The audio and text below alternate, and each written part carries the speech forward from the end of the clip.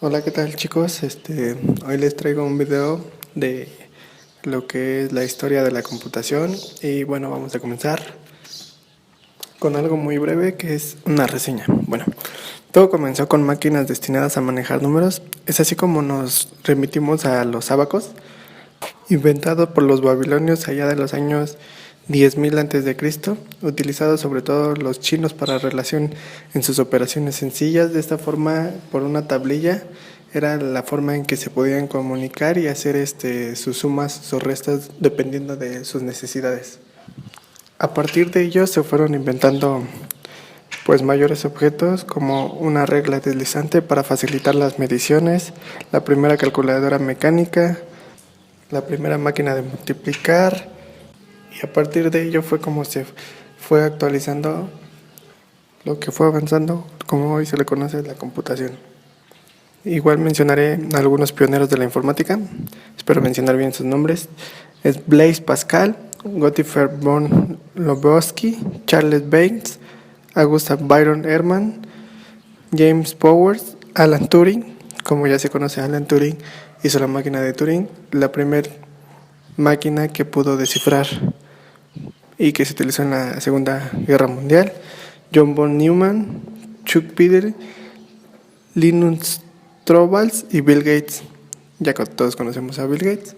Bueno, y ahora les hablaré de la primera máquina considerada realmente la primera computadora, que fue en 1830, cuando se establecieron los principales fundamentos y las bases que requiere una computadora. Su paternidad, es decir, el que la creó, fue Charles Babbage, quien la denominó máquina diferencial. Con nada menos de que 96 ruedas dentales y 24 ejes, se lanzó su proyecto más relevante, la máquina analítica, en 1833. Posteriormente, mientras Charles Jacques, un francés, fabricando tejidos, es decir, con hilares, pudo crear patrones de los mismos tejidos leyendo información codificada en los patrones con los agujeros perforados en tarjetas de papel. Posteriormente, en 1944, se construyó en la Universidad de Harvard una máquina de un equipo organizado por H. Aiken. Esta máquina no estaba considerada como computadora electrónica debido a que no era el propósito general de su fundamento basado, pero igual era programable mediante tarjetas perforadoras. Bien, ahora describiremos un poco de las características y las clasificaciones de cada computadora. La primera es las computadoras análogas. Las computadoras análogas, las que aceptan y procesan señales continuas, tales como fluctuaciones de voltaje o frecuencia. Ejemplo, el termostato de una computadora analógica más sencilla. La computadora digital es la que acepta y procesa datos que ya han sido convertidos en el sistema binario. La mayoría de las computadoras actuales son digitales.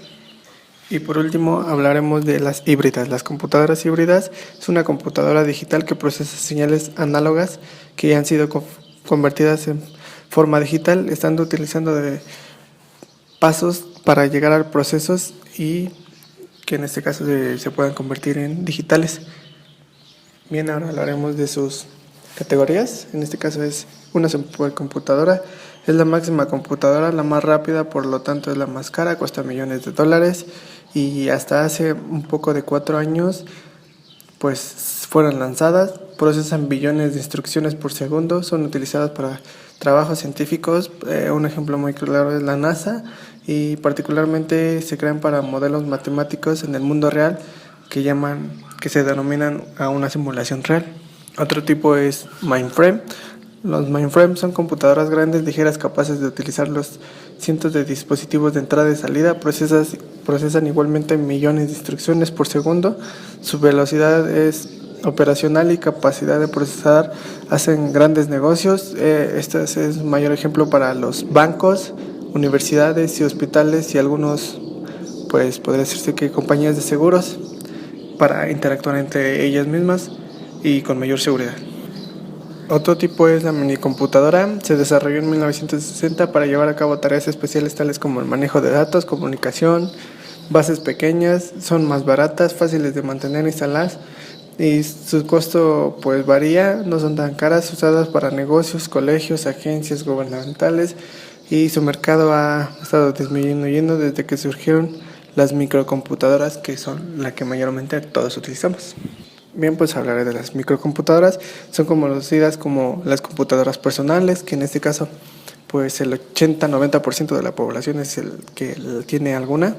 Gracias a los microprocesadores pues ayudan a que sean más baratas, y pues los pioneros o algunos ejemplos de los primeros que empezaron a sacar microcomputadoras fueron las Macintosh de Apple, IBM, Compaq y Gateway. Bien, ahora hablaré de la primera generación de computadoras. En esta generación había un gran desconocimiento de las capacidades de las computadoras, puesto que se realizó un estudio en la época, hace muchísimos años, que se determinó como 20 computadoras que serían las principales de Estados Unidos en el campo del procesamiento de datos. En esa generación el Abaco, en la década de los 50, se le conoce como la primera generación de computadoras. Estas máquinas tenían las siguientes características. Estas máquinas estaban construidas mediante tubos de vacío, eran programadas en lenguaje máquina. La primera computadora que aparece en la UNILAC. Fue la primera computadora comercial que disponía de 1000 palabras de memoria central y podía leer cintas magnéticas que se utilizó para el procesamiento. Posteriormente, IBM realiza un modelo en cual se presentan problemas en memoria debido a que esto no duró en el mercado. Entonces fue así como prosiguió para seguir fabricando más modelos. La primera computadora más exitosa de la primera generación fue la IBM 650, la cual produjeron varios y cientos. Esta computadora usaba un esquema de memoria secundaria llamado tambor magnético, que es el antecesor de los discos actuales. Bien, hablaremos de la segunda generación. Esto es cerca del 1960. Las computadoras seguían evolucionando y se reducía su tamaño y crecía la capacidad de procesamiento. También en esta época se empezó a definir la forma de comunicarse entre mismas computadoras y que recibían el nombre de programación de sistemas. Las características de la segunda generación son las siguientes: estaban construidas con circuitos y transistores, se programaban en nuevos lenguajes llamados lenguajes de alto nivel. Al reducir su tamaño, entonces reducía su costo y aparecían muchas compañías en la competencia, eran bastante avanzadas. En la época, por ejemplo, de Atlas, una universidad empezó a crear sus modelos para satisfacer sus mismas necesidades. Esta segunda generación se empezó a programar mediante cableado de un tablero o cintas perforadas. Los programas eran hechos a la medida que el equipo de los expertos, analistas, diseñadores, programadores y operadores que se manejaban como la orquesta para resolver el problema y los cálculos solicitados de la administración. Y esto se define como que el usuario final de la información no tenía contacto directo con la computadora. Esto fue un problema que generó la siguiente generación, que era que se requería saberlas programar y alimentar las instrucciones por los mismos resultados que se necesitaban. Las computadoras de esta generación fueron la Pilco 212, esta compañía retiró del mercado en 1964, y la Unilac M460, seguida de la serie 300. La IBM mejoró a la 709 y sacó al mercado la 790, que fue su mejor venta en esa época. Bien, se hablará de la tercera generación.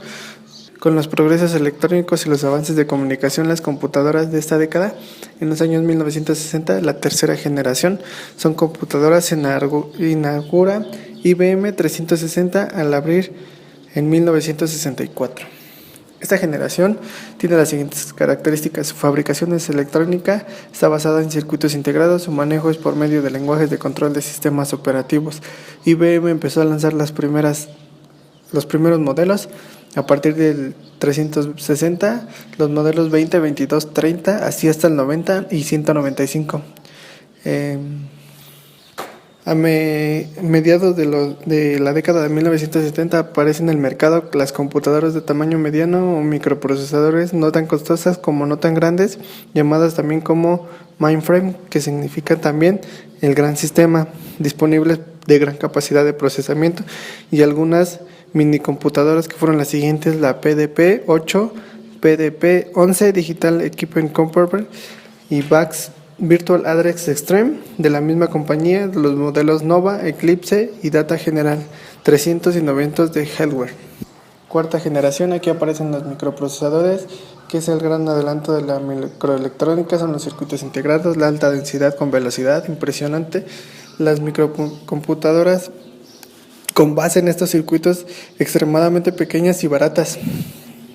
Es cuando aquí en 1976 Steve Wozniak y Steve Jobs inventaron la primera computadora de uso masivo y más tarde formaron la compañía conocida como Apple, segunda compañía más grande del mundo, antecedida por IBM, y esta parte una de las 5 más grandes de todo el mundo.